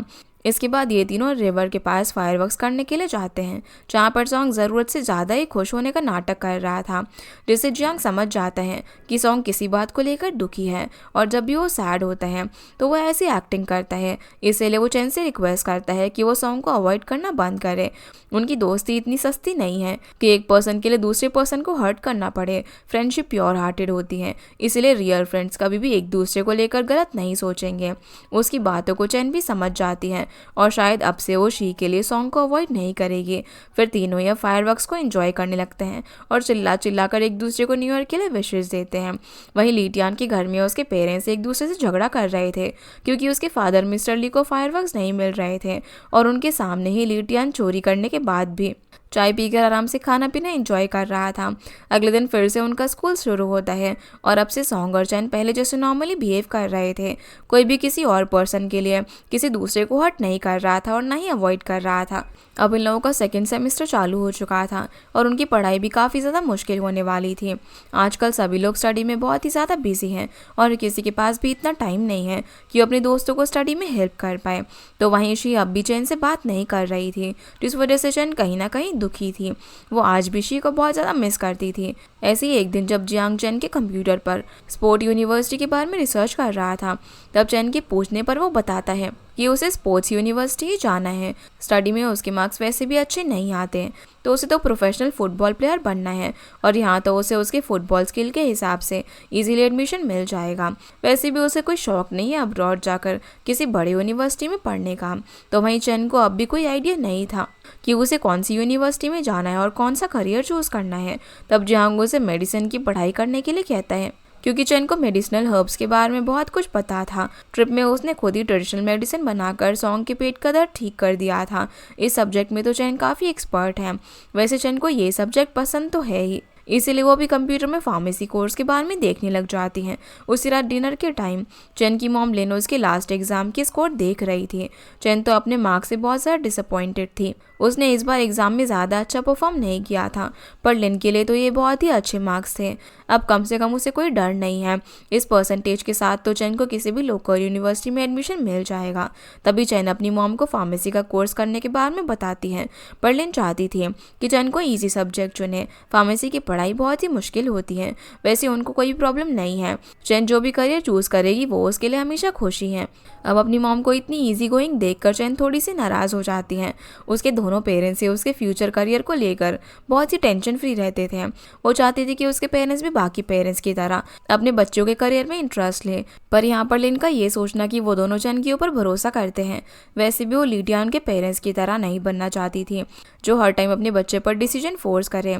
ये सुनकर चैन लिन से नाराज होकर वॉक पर चली जाती है, जहाँ उसे ली टियान मिलता है। वो अपने घर के बाहर चुप कर खड़ा था, क्योंकि उसके एग्जाम में उसके सेकंड आने से उसके पेरेंट्स गुस्सा थे और ली टियान को लेकर एक दूसरे के साथ ही झगड़ा कर रहे थे। वो चाहते थे कि ली टियान सॉन्ग से आगे रहे और क्लास में ही नहीं बल्कि पूरे स्कूल में टॉप करे। अब इस टाइम पर अगर ली टियान घर के अंदर गया तो उसकी पिटाई हो जाएगी, इसीलिए चैन उसे अपने साथ एक जगह पर लेकर जाती हैं। उसके लिए स्नैक्स भी लेकर आती हैं। फिर दोनों बात करने लग जाते हैं। चैन उसे अपने स्कोर्स को लेकर टेंशन लेने से मना करती है। वैसे भी वो सेकंड ही तो आता है, सेकंड आना कब से बुरा हो गया। पर यहाँ ली टियान के मुताबिक उसके लिए सबसे ज़्यादा इंपॉर्टेंट उसके स्कोर्स हैं और उसे टॉप स्टूडेंट्स बनकर अब्रॉड के सबसे बड़े कॉलेज में एडमिशन लेना है। उसका लाइफ गोल यही है। बस यही सब बोलकर ली टियान वहाँ से घर के लिए चला जाता है। वहीं सॉन्ग को उसकी मॉम हाउ कुछ यूनिवर्सिटी की एडवर्टीजमेंट दिखाती हैं। साथ ही वो last year college entrance exam के पेपर भी लेकर आई थी, ताकि सॉन्ग को एंट्रेंस एग्जाम का आइडिया हो जाए। अब जब सॉन्ग ने अब्रॉड के किसी बड़े कॉलेज में ना जाने का डिसीजन ले ही लिया है, तो फिर उसे चाइना के बड़े कॉलेज में एडमिशन लेने की प्रिपरेशन करनी होगी। पर सॉन्ग के मुताबिक कॉलेज एंट्रेंस एग्जाम के लिए अभी बहुत टाइम बाकी है।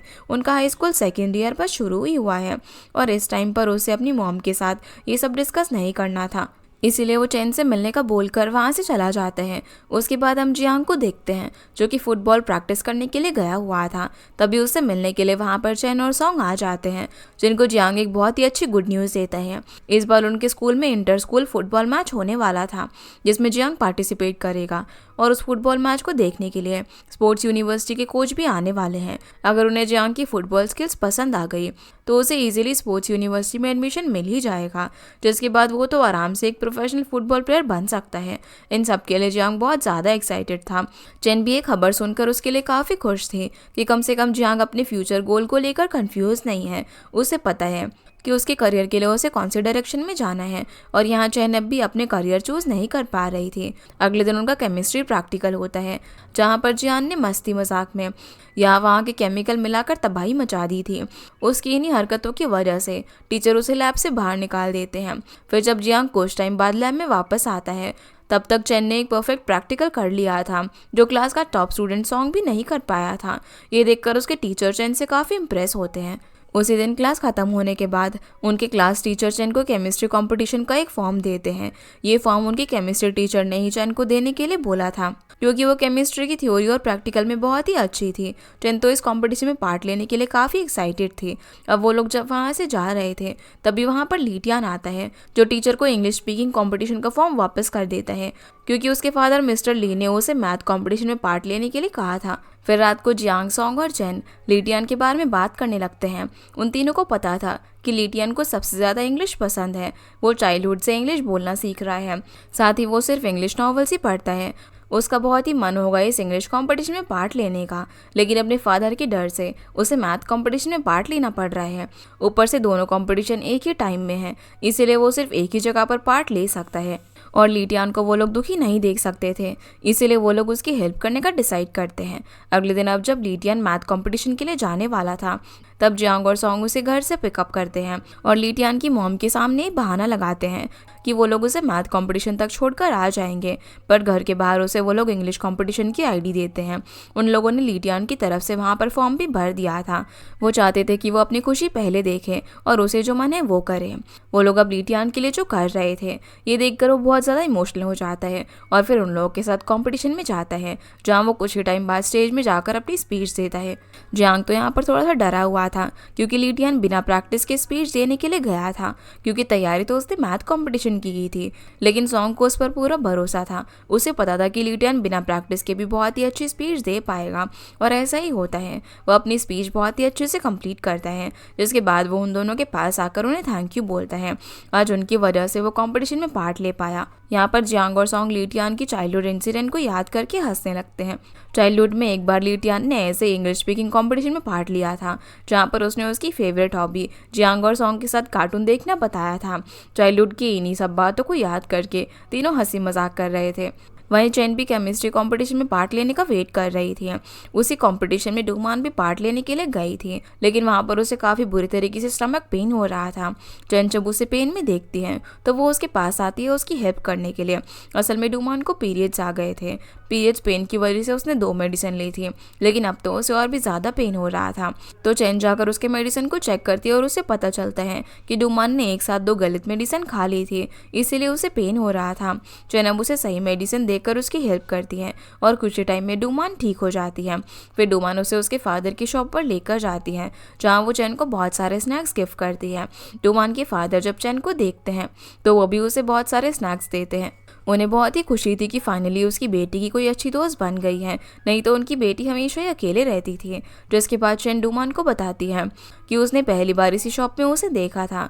डूमान उसकी इस बात पर रिस्पॉन्स तो करती है, पर ज़्यादा कुछ नहीं बोलती। पर जब चेन वहाँ से चली जाती है तब डूमान थोड़ा सा स्माइल करती है। शायद उसे अब चेन की कंपनी अच्छी लगने लगी थी, और शायद उसने चेन को फ्रेंड मान लिया था। फिर जब चेन जियांग के घर पर जाती है तो वहाँ वो देखती है कि जियांग, सॉन्ग और लीटियान कार्टून देख रहे थे, बिल्कुल उनके चाइल्डहुड के टाइम की तरह। वहाँ पर लीटियान को पता चलता है कि ये चेन का ही आइडिया था कि उसके घर पर मैथ कंपटीशन बोलकर उसे इंग्लिश कंपटीशन में ले जाया जाए। जिसके बाद ये चारों बैठकर खुशी खुशी कार्टून देखने लग जाते हैं। अगले दिन अब क्लास में आते ही सिंजी लीटियान को एक गुड न्यूज़ देती है कि वो इंग्लिश कंपटीशन में फर्स्ट आया है। ये सुनकर लिटियान के साथ साथ उसके सभी दोस्त बहुत ही खुश होते हैं। लेकिन जब घर में लिटियान अपने फादर मिस्टर ली को कंपटीशन का फर्स्ट प्राइज दिखाता है तो वो जरा भी खुश नहीं होते। लेकिन उसकी मॉम भले ही खुश थी, पर उसके फादर के मुताबिक फर्स्ट प्राइज की ट्रॉफी से उसका भला क्या ही फायदा। वो तो उसे अब्रॉड के किसी बड़े कॉलेज में पढ़ते हुए देखना चाहते हैं, डॉक्टर, इंजीनियर या फिर प्रोफेसर बनाना चाहते हैं। आखिर इंग्लिश से क्या ही होगा। पर लिटियान के गोल्स कुछ और ही थे। वो अब्रॉड के किसी कॉलेज में इंग्लिश मेजर से पास होकर इंग्लिश प्रोफेसर बनना चाहता था। फिर वो इंग्लिश में अपने पेरेंट्स को बोलता है कि ये उसकी लाइफ है, उसका डिसीजन है, उसमें उनका कोई भी हक नहीं है कि वो अपना ड्रीम उसके ऊपर फोर्स करे। ये पहली बार था कि लिटियान ने खुद के लिए स्टैंड लिया था और उसकी इंग्लिश सुनकर उसके पेरेंट्स भी उसके सामने कुछ नहीं बोल पाते। वहीं जैन अपनी मॉम लिन से बोलती है कि उसे फार्मासिस्ट बनना है। फाइनली उसने अपना करियर चूज कर लिया था। उसने जिस तरह आज सही मेडिसिन देकर डूमन की हेल्प की थी, उससे उसे रियलाइज हो गया था कि वो इस चीज़ में एक्सपर्ट है। अगर वो सही से इस कोर्स को कंप्लीट करेगी तो वो बहुत ही सक्सेसफुल बन सकती है। जिसकी बात सुनकर उसकी मॉम उसे एक ट्रेडिशनल मेडिसिन की बुक पढ़ने के लिए देती हैं। उनके मुताबिक भले ही चैन को वेस्टर्न मेडिसिन का कोर्स करना है, लेकिन पहले उसे उनके ट्रेडिशनल मेडिसिन के बारे में सीखना चाहिए। चैन इस बात को मान लेती है और उस बुक को पढ़ने के लिए ले जाती है। उसी टाइम चैन को जियांग का मैसेज आता है जो उसको अपने फुटबॉल मैच के बारे में बताता है जो कि कल होने वाला था। उसका मैसेज पढ़कर चैन उसे मैच के लिए गुड लक विश करती है। दूसरी तरफ हम लिटियान और सॉन्ग को देखते हैं। एक तरफ जहां सॉन्ग छुप छुप कर सर्जरी की बुक पढ़ रहा था, तो वहीं दूसरी तरफ लिटियान इंग्लिश की नॉवल पढ़ रहा था, क्योंकि सॉन्ग को सर्जन बनना था और लिटियान को इंग्लिश प्रोफेसर। लेकिन दोनों के ही पेरेंट्स उनके इस करियर के खिलाफ थे। अगले दिन हम मैच में जाने से पहले जियांग अपने फादर को उसके फुटबॉल मैच की 2 टिकट्स देता है और उसकी मॉम को भी वहां पर लेकर आने की रिक्वेस्ट करता है। लेकिन उसकी डैड के मुताबिक मॉम उसके फुटबॉल खेलने के खिलाफ है, पर वो उसे पूरा सपोर्ट करते हैं। वो चाहते थे कि जियांग अपना ड्रीम पूरा करे। वो तो प्रोफेशनल प्लेयर बन नहीं पाए, लेकिन उन्हें यकीन है कि जियांग ज़रूर बन पाएगा। अब अपनी फादर की ये बात सुनकर जियांग बहुत ज़्यादा खुश होता है और अपने फ्यूचर प्लान्स उन्हें बताता है कि आज के मैच में वो स्पोर्ट्स यूनिवर्सिटी के कोच को इम्प्रेस करेगा और तब वो उसे नेशनल टीम में खेलने का मौका देंगे। यही उसके फ्यूचर प्लान का टर्निंग पॉइंट होगा। जिसके बाद जियांग अपने मैच के लिए चला जाता है। फिर उसी दिन सॉन्ग और चैन को खबर मिलती है कि मैच के दौरान जियांग बहुत बुरी तरीके से इंजर्ड हो गया। दोनों अब भागकर स्कूल की क्लिनिक में जाते हैं, जहां पर पेन में जियांग की हालत खराब हो रही थी। स्कूल की टीचर उन्हें जियांग को हॉस्पिटल ले जाने के लिए कहती है। तब सॉन्ग उसे पीठ में उठाकर हॉस्पिटल आता है और जाने से पहले चैन को उनका बैग हॉस्पिटल तक लेकर आने के लिए बोलता है। कुछ देर बाद चैन उनका बैग लेकर हॉस्पिटल पहुंचती है, जहाँ सॉन्ग से उसे पता चलता है कि जियांग की इंजरी काफ़ी डेंजरस है। उसे जहाँ पर नी में पुरानी इंजरी हुई थी, उसी जगह पर फिर से इंजरी हो गई है। शायद सर्जरी करनी पड़ेगी और रिकवरी होने में काफ़ी महीने लग जाएंगे। ये खबर सुनकर चैन जियांग के लिए काफ़ी ज़्यादा टेंशन में आ जाती है। अगर जियांग टाइम पर रिकवर नहीं हुआ तो वो स्पोर्ट्स कॉलेज कैसे जाएगा, प्रोफेशनल फुटबॉल प्लेयर बनने का अपना ड्रीम कैसे पूरा करेगा। कहीं इस इंजरी की वजह से उसका ड्रीम, उसका करियर सब खत्म तो नहीं हो जाएगा। उसी टाइम वहाँ पर जियांग के पेरेंट्स आते हैं, जो उन्हें जियांग की हेल्थ की थोड़ी बहुत खबर देते हैं और उन्हें घर जाने के लिए बोलते हैं। फिर जब वो दोनों घर पर चले जाते हैं तब जियांग के पेरेंट्स के बीच इसको लेकर आर्ग्यूमेंट होती है। मॉम यीफान यहाँ पर हमेशा उसके फुटबॉल खेलने के खिलाफ थी। उसे पता है कि इसमें कोई भी करियर नहीं बन सकता। उल्टा जियांग ऐसे इंजर्ड होकर हर्ट हो गया और अभी इस इंजरी की वजह से कभी वो खेल नहीं पाएगा और अगर उसे दुख हुआ तो इसका जिम्मेदार कौन होगा। वहीं जियांग के फादर के मुताबिक उनका तो करियर बन जाता अगर यीफान के पेरेंट्स उसे जॉब करने के लिए फोर्स ना करते। उनका तो यही मानना था कि फुटबॉल में कुछ नहीं है, जॉब करने पर ही उनकी शादी करवाई जाएगी। इसलिए वो चाहते थे कि जियांग उनका सपना पूरा करे, लेकिन यीफान अब अपने बेटे का सपना तोड़ने में लगी है। ये सब सुनकर यीफान को बहुत ज़्यादा गुस्सा आता है, क्योंकि डैड यहाँ पर जियांग और खुद की फुटबॉल की फेल करियर का ब्लेम उस पर डाल रहे थे। जिसके बाद वो वहाँ से चले जाते हैं। इधर घर आने के बाद भी चैंग को जियांग के बारे में फिक्र हो रही थी, इसलिए वो जियांग को मैसेज करके पूछती है कि वो कैसा है, लेकिन उसे उसके मैसेज का कोई भी जवाब नहीं मिलता, क्योंकि वो अब अपने फ्यूचर ड्रीम को लेकर टेंशन में आ चुका था। पता नहीं अब उसकी किस्मत उसे कहाँ पर लेकर जाएगी। और इसी के साथ हमारा ये एपिसोड यहीं पर ख़त्म हो जाता है। तो गाइस, ये थी आज की वीडियो एंड होप आप लोग को ये वीडियो पसंद आई होगी। तो इस वीडियो को लाइक कर चैनल को सब्सक्राइब जरूर कीजिएगा। आपसे फिर मिलते हैं इस ड्रामा के अगले एपिसोड में। तब तक के लिए गुड बाय।